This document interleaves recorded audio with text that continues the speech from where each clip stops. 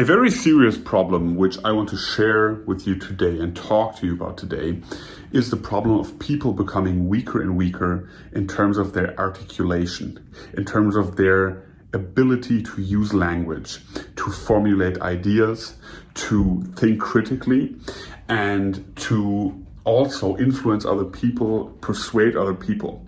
The big problem occurs because people are so captivated with social media, with wasting their time online, that they rarely take time to read, rarely take time to train their language, rarely take time to train how to debate. And the big problem with that is nowadays, battles are not fought on the battlefield, battles are fought verbally. They're fought on a social platform. They're fought in a debate. And if you're a person who thinks critically and who sees that there's a lot of stuff going wrong in nowadays society, what I want to encourage you to do today, and I'm going to share with you how that works exactly. I want to encourage you to work on your articulation, on your use of language, okay?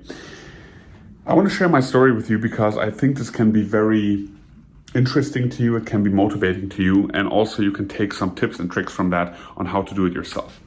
So looking back in the day when I was, let's say 18, 19, let's say around 10 years ago, I was a very shy person. I was shy, I didn't talk much, I didn't have many friends, I had troubles articulating myself, my thoughts, my emotions, and whatever.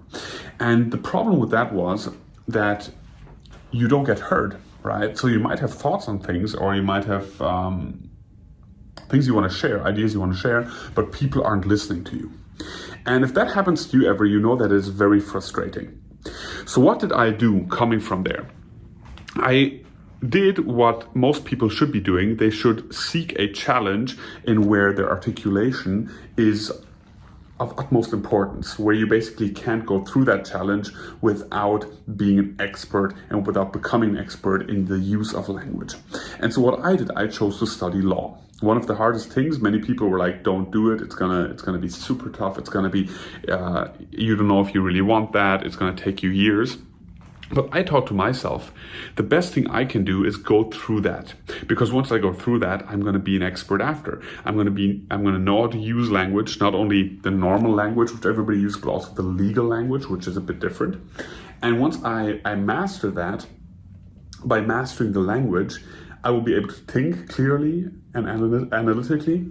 I will be able to articulate whatever I want. I will be a master of those skills. And I always looked up to people who were able to master those skills, people who perform. I don't know how you think about that, but when I see people like Jordan Peterson on the stage, I'm like, wow, I would love to be able to talk like that in front of people and to be able to bring my points across and be able to stand up to bullies who try to bully me into whatever narrative they're trying to push. So what I did was I went to law school. And I didn't only go to law school, but I went to law school and I said to myself, I'm going to be that one person who shows up in class. I'm going to be that one person who talks in front of others, who's going to learn talking in front of others. I'm not going to be afraid anymore. So I started doing that. And what happened was I started talking to my professors and I started getting good feedback because I was hitting some good points. And once I started getting good feedback, I created a positive feedback loop of people saying, hey, that point was good, but what do you think on this and that? And at the beginning, I failed miserably on several questions. And while other people would be like, oh, I'm so embarrassed, I'm not going to ask anything else anymore, I was like, okay, this is where it hurts. I have to go deeper into this. So I started asking more questions. I started going up to the professors after class, talking to them, asking questions, debating with them.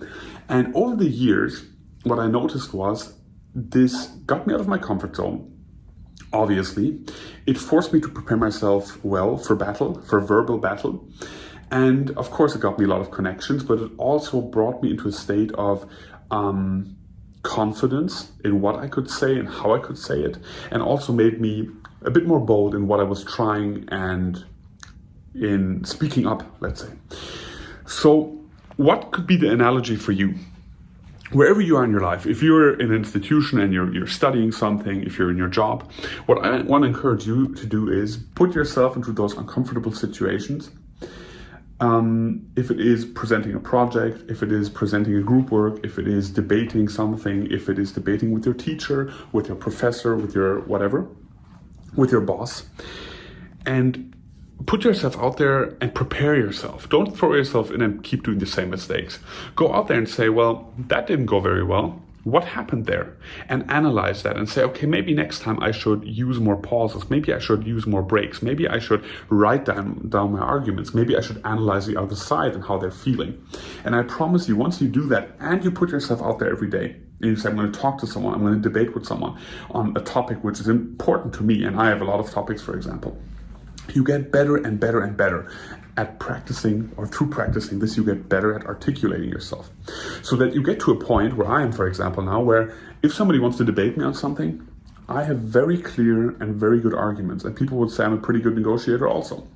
That also, of course, comes from not only what I did in law school, but also from my business, because up until now, I've had hundreds and thousands of sales calls with customers where you have to do objection handling, where you have to persuade people. And right now I'm taking more workshops in negotiations. And all of this trajectory, if you take that 10 more years, you're going to see I'm become an expert negotiator, an expert at using words, at persuading people, at talking to people, at presenting on stages. And that's very interesting, because once you can do that, you're not going to get bullied by other people verbally. You're not going to get pushed into something or into positions and have other thoughts pushed upon you, because you can understand that and you can stand up against that.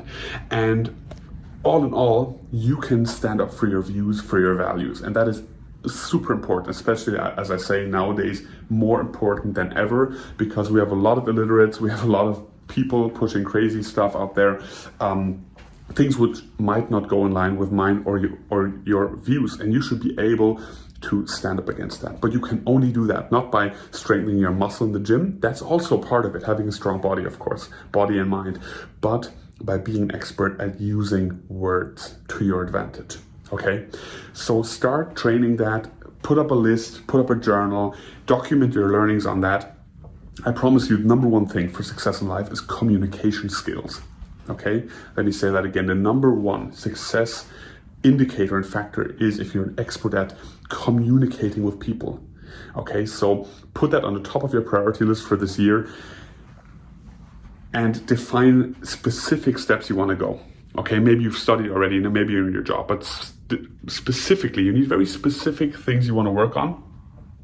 And you're going to see with the time, oh, I'm too agreeable, oh, I might be not so very strong in this or that aspect. And you can work specifically on this. Once you've defined the goal, you can define the steps, okay?